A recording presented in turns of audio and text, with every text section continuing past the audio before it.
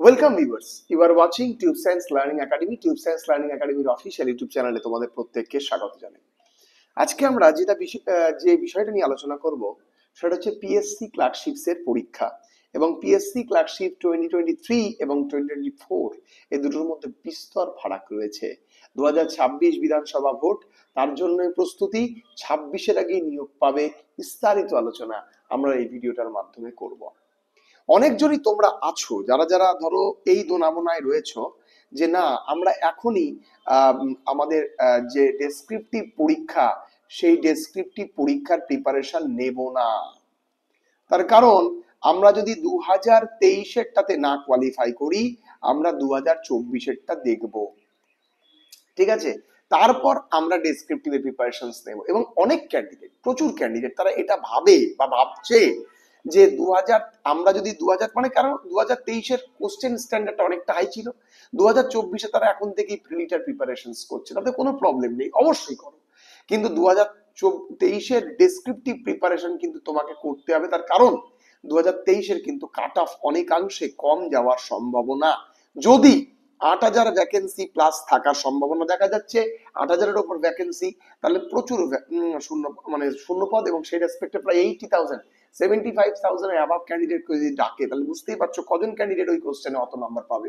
তো সেই জায়গায় দাঁড়িয়ে কিন্তু অনেকাংশে কাট অফ কমে যাওয়ার একটা পন্থা দেখা যাচ্ছে, ঠিক আছে? এইবার দেখো একটা কথা বলি, 2023-এর যে পরীক্ষাটা তোমরা দিয়ে আসলে সেই পরীক্ষাটার যদি তোমাদের ডেসক্রিপটিভ এক্সাম ধরো মোটামুটি 2000 এর বছরের তোমার জুন মাসে বলেই তো দিয়েছে জুন মাসে, এবং তার রেজাল্ট বেরোতে বেরোতে তারপর টাইপিং হতে হতে মিনিমাম ধরো এই বছরের লাস্ট, এবং টাইপিং হয়ে যাওয়ার পরে কিন্তু সম্ভবত 24-এর প্রিলিমিনারি পরীক্ষা হবে।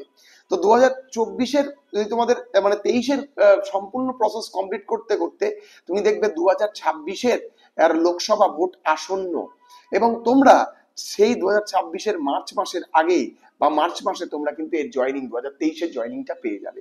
তাহলে পরে কি থাকছে? পরে থাকছে 2024-এর প্রিলিমিনারি এক্সামের ডেট দিয়েছে তোমাদের ডিসেম্বর মাস। ভাবা যায়? তাহলে তুমি বুঝতেই পারছো তার রেজাল্ট বেরোতে বেরোতেই 2026-এর ইলেকশন। এবং মনে রাখবে ইলেকশন পরবর্তীতে যে কি স্থিতি দাঁড়াবে বা কতদিন লাগাবে কেউ বলতে পারবে না। তো মনে রাখবে, আমি এই জায়গায় দাঁড়িয়ে বারবার বলছি যে তোমাদের সামনে যতটা প্রতিশ্রুতি 2023 নিয়ে এসেছে আমার মনে হয় না 2024 অতটা প্রতিশ্রুতিবদ্ধ থাকবে, ঠিক আছে? তো আমার কথা একবার স্পষ্ট যে তোমরা যারা যারা আমাদের ব্যাচে রয়েছে তাদের তো ডেফিনেটলি আমরা পড়াচ্ছি, যারা যারা নিজেরাও প্রিপারেশনস নিচ্ছ প্রত্যেককে আমরা বলবো যে তোমরা ঠিকঠাক ভাবে প্রিপারেশনস করো এবং 2023-কে টার্গেট করো। যদি কোয়ালিফাই না হয় তখন তোমরা 24-এ যাবে ডেফিনেটলি, কিন্তু যদি তোমাদের 23 কোয়ালিফাই হয়ে গেল আর তোমরা তখন ডেসক্রিপটিভ প্রিপারেশনস নিলে না, তাহলে মনে রাখবে সেই সময়টাতে অলরেডি মোটামুটি 30,000 ক্যান্ডিডেট যারা যারা প্রিপারেশন নিয়ে ঐক্যবদ্ধভাবে পড়াশোনা শুরু করেছে এবং তারা তাদের প্রিপারেশনের মান অনেকটাই উঁচুতে নিয়ে গেছে। আমরা যখন ডাব্লিউবিসিএস পরীক্ষা দিয়েছি এবং সেইখানে আমরা বুঝেছি যারা ডাব্লিউবিসিএস প্রিলির জন্য অপেক্ষা করতো তারাই কিন্তু পরবর্তীতে বিপদে পড়েছে। আর মনে রাখবে এখানে চাকরি কিন্তু 8,000-এরই হবে, কিন্তু যে 80,000 ক্যান্ডিডেট পাস করবে এটা কিন্তু প্রত্যেকটা পিএসসি ক্লার্কশিপে, এর আগের পিএসসি ক্লার্কশিপে প্রচুর ক্যান্ডিডেট পাস করেছিল, মেরিটে আসতে পারেনি, তারা কিন্তু এই বছরও আর রয়েছে। Preparation strategy, preparation technique improve করা দরকার এবং পর্যাপ্ত পরিমাণে প্রত্যেকটা প্রিভিয়াস ইয়ারের টপিকগুলো নিয়ে পুঙ্খানুপুঙ্খ আলোচনা করা দরকার। এবং তোমরা অবশ্যই মনে রাখবে যারা যারা 23-এর ক্যান্ডিডেট তারা কিন্তু 26-এই নিয়োগ পাবে, 26-এর ফার্স্টে, এমনকি 26-এর আগেও তোমরা নিয়োগ পেয়ে যেতে পারো। এটা যদি তোমাদের কপাল থাকে তাহলে কিন্তু হবে, ডেফিনেটলি হবে। ফলে সেই জায়গায় দাঁড়িয়ে আমি বারবার বলবো 23 যতটা তোমাদের কাছে গোল্ডেন অপরচুনিটি নিয়ে এসেছে, তোমরা একবারেই ভুলবশত এটা ভেবে নিও না 2024-ও তোমাদের কাছে সেম অপরচুনিটি নিয়ে আসবে। এতটা স্মুথলি হবে, অতটা স্মুথলি হবে না। তার কারণ ইলেকশন পেরিয়ে গেলে কোনো কিছুরই স্থায়িত্ব কেউ দিতে পারে না, এবং ইলেকশনের রেজাল্টের উপরে ডিপেন্ড করে, সরকারের মন মানসিকতার উপরে ডিপেন্ড করে।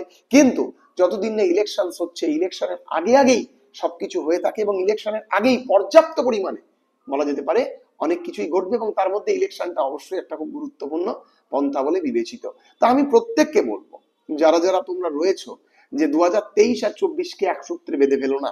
2023 যতটা তোমাদের কাছে দ্রুত গতিতে রিক্রুটমেন্টটা সম্পন্ন করবে, 2024 কিন্তু করবে না, যথাযথ এবং পর্যাপ্ত সময় নেবে বলে আমি মনে করি। আশা করছি এই ভিডিওটির মারফত যে মেসেজটা আমি তোমাদের দিতে চেয়েছিলাম সেটা তোমাদের কাছে গেছে। দেখা হচ্ছে পরবর্তী আবার কোনো ইন্টারেস্টিং টপিক নিয়ে। সবাই খুব ভালো থেকো।